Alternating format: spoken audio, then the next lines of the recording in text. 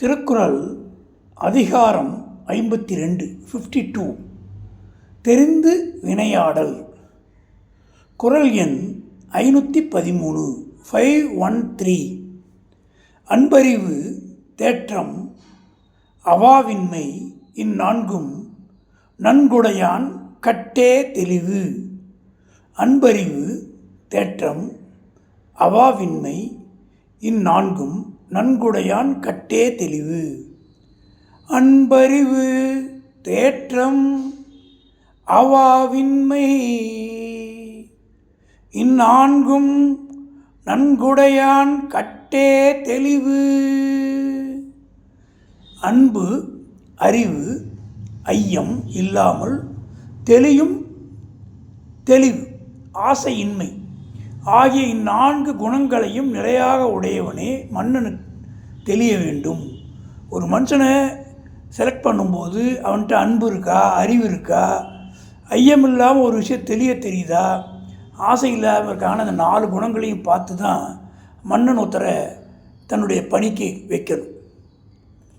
எனை வகையான் தேறிய கண்ணும் வினை வகையான் வேறாகும் மாந்தர் பலர். எனை வகையான் தேறிய கண்ணும் வினை வகையான் வேறாகும் மாந்தர் பலர். எனை வகையான் தேறிய கண்ணும் வினை வகையான் வேறாகும் மாந்தர் பலர். எல்லா வகையிலும் ஆராய்ந்து தெளிந்த பின்பும் ஒரு செயலை மேற்கொண்டு செய்யும்போது அச்செயல் வேறுபாடு காரணமாக வேறுபடுகின்ற மனிதர் உலகத்தில் பலராவர். நல்லா பக்காவாக செக் பண்ணி தான் செலக்ட் பண்ணி ஒரு வேலையில் ஒருத்தரை போடுவோம். அந்த சூழ்நிலை அவர் மாறுவார், அதையும் நம்ம கண்காணிச்சிட்டு இருக்கணும் அப்படின்னு சொல்கிறார். அறிந்தாற்றி செய்கிற்பார்க்கு அல்லால் வினைதான் சிறந்தான் என்று ஏவர் பாற்றன்று. அறிந்தாற்றி செய்கிற்பார்க்கு அல்லால் வினைதான் சிறந்தான் என்று ஏவர் பாற்றன்று.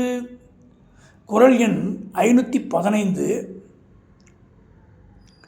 அறிந்தாற்றி செய்கிற்பார்க்கல்லால் வினைதான் சிறந்தான் என்று ஏவர் பாற்றன்று. செய்யும் வழியறிந்து அவ்வழி முயன்று முடிக்க வல்லானை அன்றி வேண்டியவன் என்று பிறன் ஒருவனை செய்யுமாறு ஏவுதல் கூடாது. செய்யும் வழியறிந்து ஒரு வேலையை சிறப்பாக செய்வான்றதை தெரிஞ்சு அந்த வேலையை கொடுக்கணுமே ஒழிய வேண்டியவன் தெரிஞ்சவன்னு ஒருத்தர் ஒரு வேலையில் நம்ம ஈடுபடுத்தக்கூடாதுன்னு சொல்கிறார்.